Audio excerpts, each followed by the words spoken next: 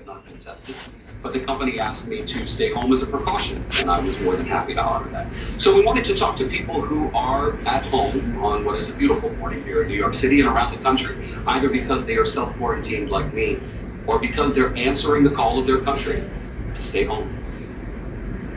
My name is Jamichael Vicepo Ocasio.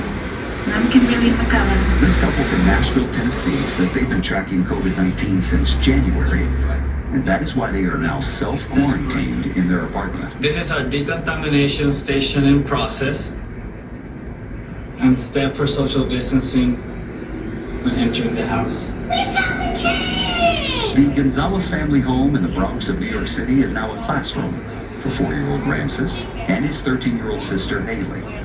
She's been using Google Classroom to interact with her teachers and peers. And I was able to focus way better on online than actually in person. 17-year-old high school senior Meg Boone sent us this video from her home in McKinney, Texas, which is right outside Dallas. It's just been kind of hard as just like a normal teenage kid to think, well, what's going to happen next? What about college? What about my diploma? What about finishing high school? What's next? My greatest fear is bringing something home to them. Mona Mualem is working from home in New York City. She cares for her 90-year-old father and 78-year-old mother. I go to grocery stores late at night, after midnight, to make sure I'm minimizing exposure. Same thing with pharmacies. I don't take cabs anywhere. I won't order Ubers. I stay 6 feet away from my parents at all times. And it's hard. In the house. In the house.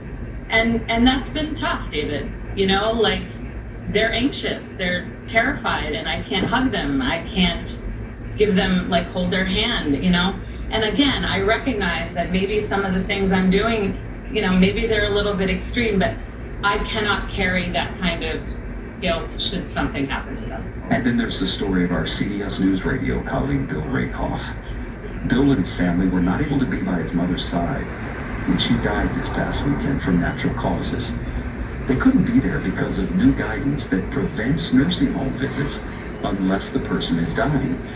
But Bill and his family didn't know how imminent his mother Laura Lee's death was.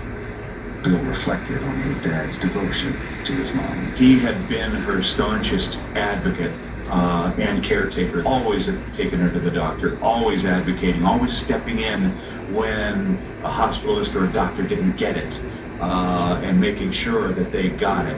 And ironically, on her last day of life, he couldn't be there. Our sincerest condolences to our colleague Bill and to the entire Rakoff family.